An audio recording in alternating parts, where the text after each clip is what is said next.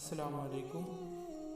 मेरे चैनल पे जो भी दोस्त साथी देख रहे हैं सभी को खुशामदीद।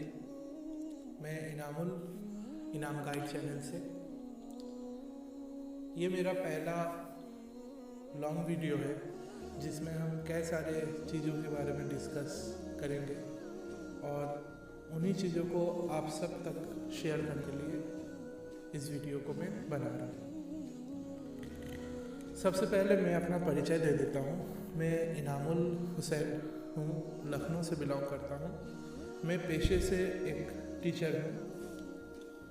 कंप्यूटर सब्जेक्ट और स्कूली सब्जेक्ट, साइंस सब्जेक्ट के अलावा बाकी सब्जेक्ट को मैं पढ़ाता हूँ और पिछले 10 सालों से मैं टीचिंग कर रहा हूँ। क्वालिफ़िकेशन में मैंने बैचलर ऑफ कंप्यूटर एप्लीकेशन और साथ में बीएड करा है और ऑनलाइन क्लासेस भी मैं करता हूँ। तो दोस्तों, सबसे पहली बात, चूँकि हमारे इस्लाम में कुछ ऐसे कंसेप्ट हैं जो हर एज वर्ग के हिसाब से, अलग अलग टाइम के हिसाब से वो हम लोगों को पता चलता है। जैसे होता है कि कोई लड़का 10-12 साल का है, जुम्मे की नमाज़ पढ़ने गया, जुम्मे की खुतबा सुना, बयान भी सुना। बयान में बहुत सारे ऐसे दीन की बातें सुनते हैं, नबियों के किस्से सुनते हैं, सहाबाओं के किस्से सुनते हैं, औलिया किराम के किस्से सुनते हैं।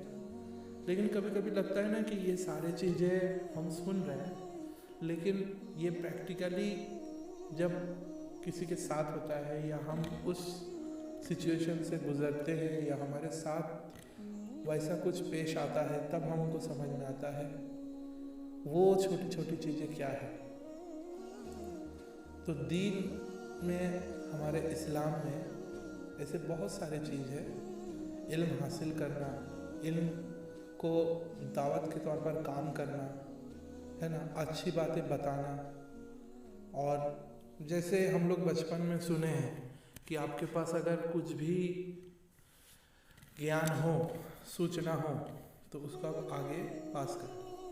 और एक बहुत नॉर्मल सी बात है कि जैसे एक कोई भी स्टूडेंट जो इल्म हासिल कर रहा, चाहे वो दुनियावी इल्म हो, चाहे इस्लामिक इल्म हो, जैसे वो पार्टिकुलर जिस भी चीज़ को सीख रहा है या जानता है, उसको आगे पास करता है, उसको अपने तरीके से समझाता है, अपने कंसेप्ट के अकॉर्डिंग समझाता है, तो वो चीज़ उसको, उसके लिए पानी हो जाता है। तो इसीलिए ऐसे ही किस्सा है।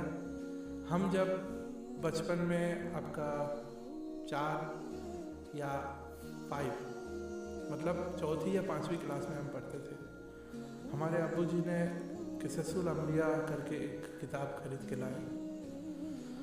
क़िससुल अंबिया मतलब अंबियाओं के किस्सा, मतलब सीधे तौर पर इसमें नबियों के किस्से। काफ़ी पुरानी बात है। तो वो किताब में कोई ना फ़ोटो ना कुछ। उस टाइम कहानी की किताब, कहानी पढ़ने का मतलब फ़ोटो होना चाहिए और वो फ़ोटो देखने से कहानी पढ़ने में इंटरेस्ट लगता था। लेकिन वो क़िससुल अंबिया जो था वो 2 खंड में था। पहला खंड एक था, दूसरा एक खंड था जिसमें कोई फ़ोटो वोटो कुछ नहीं, सिर्फ लिखा हुआ। तो एक पार्टिकुलर किसी भी चीज़ पे इंटरेस्ट, चाहत कैसे पैदा होता है। एक रेगुलर रूटीन की बात था कि हर रोज़ दोपहर को, मतलब स्कूल टाइम के अलावा कभी भी अगर घर पे रहना हुआ छुट्टियों में, तो एक रेगुलर रूटीन ऐसा था कि दोपहर को ज़ोहर की नमाज के बाद, खाना वाना खाने के बाद हम सबको सो लेटना पड़ता था कुछ देर के लिए, जिसको हम लोग गैलूला बोलते हैं। और वो अम्मी का बहुत स्ट्रिक्ट इंस्ट्रक्शन था। तो हुआ ऐसा होता था कि तुरंत लेटने के बाद ही तो नींद आते नहीं, फिर बचपना एक होता था कि खेलने चले जाएंगे। तो अम्मी जो क्या करती थी कि उस टाइम क़िससुल अंबिया के किस्से सुनाते थे। उसमें उस बचपन की टाइम पे हम लोग चाहे कुछ भी करते हैं, देखते हैं, सुनते हैं, कुछ कुछ चीज़ें तो याद रहता ही है। तो ऐसे तमाम नबियों के किस्से अम्मी के मुंह से सुनते सुनते कब सो जाते थे ये पता ही नहीं चलता था।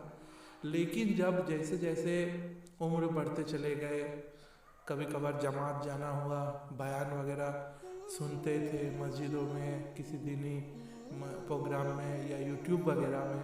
तो उस दौरान जब ये सब नबियों के किस्से हम दोबारा किसी दीन आलिम के मुँह से सुनते तो तुरंत वही ख्याल मैच कर जाता और उस चीज़ को समझने में इतना आसानी हो जाता था।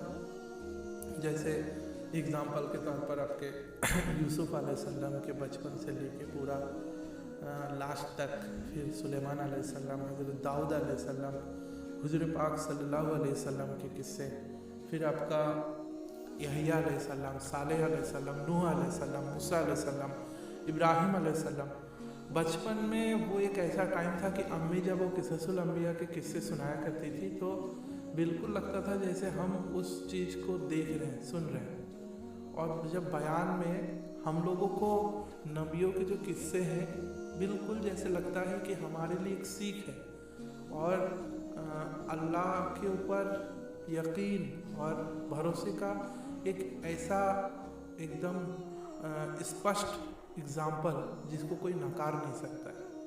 और इसी एग्ज़ाम्पल को बार बार हम लोगों को बयान में हदीस के ज़रिए बार बार इसीलिए बताया जाता है कि हम लोगों को भी वैसा यकीन, वैसा भरोसा बनाना है अपने रब के ऊपर, हमारे अल्लाह के ऊपर। और ये चीज़ कोई भी ऐसे फिक्सिंग नहीं है, ये किसी भी टाइम किसी के भी साथ होता है। जैसे एग्ज़ाम्पल के तौर पर, रियल टाइम एग्ज़ाम्पल, जैसे कोई लड़का या लड़की पढ़ाई कर रही, फिर आगे वो अपना बोर्ड एग्ज़ाम देती है, इंटर के एग्ज़ाम देती है, ग्रेजुएशन करती है, अलग अलग सिचुएशन, कोर्स का सिलेक्शन, सही कॉलेज का एडमिशन, अच्छे दोस्त, पास आउट होने के बाद नौकरी की तलाश, नौकरी में अलग अलग माहौल, अलग अलग लोग, अलग धर्म के लोग, सोच विचार, आइडियाज़, ऐसे तमाम चीज़ होते हैं।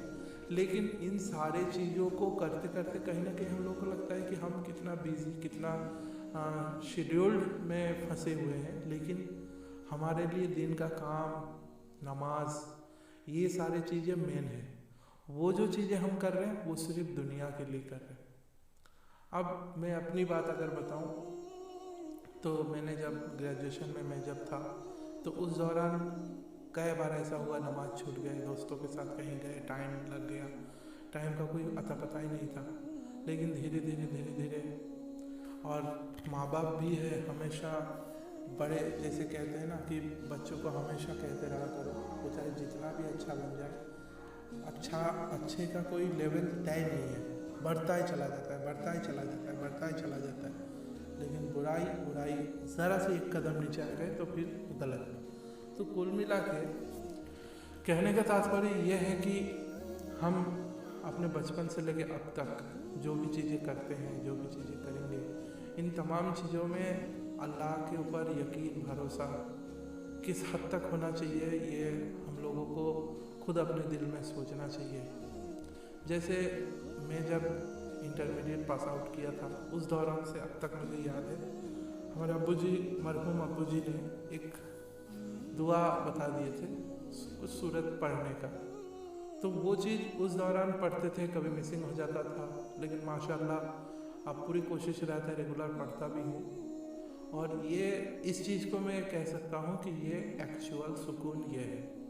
अब इस दुआ को मैं शेयर करता हूँ। सबसे पहले ये था कि 7 बार दरूद इब्राहिम आगे और पीछे, ठीक है, औज़ुबिल्लाहि मिनश शैतानिर रजीम पढ़ के दरूद इब्राहिम 7 बार पहले, 7 बार लास्ट में, और बीच में पढ़ना है सूरह इखलास, कुल हु अल्लाहु अहद को एक बार, सूरह फलक 11 बार, सूरह नास 11 बार और आयतुल कुर्सी 11 बार। तो मैं फिर से बता रहा हूँ, आगे पीछे दरूद इब्राहिम 7 बार, फिर कुल हु अल्लाहु सूरत जो है सूरह इखलास वो 11 बार, सूरह फलक 11 बार, सूरह नास 11 बार, आयतुल कुर्सी 11 बार। इस चीज़ को पढ़ने के बाद अपने पे दम करना, अपने तमाम जितने भी जानने वाले हैं, रिश्तेदार, दोस्त, अहबाब, सबको ऊपर करना।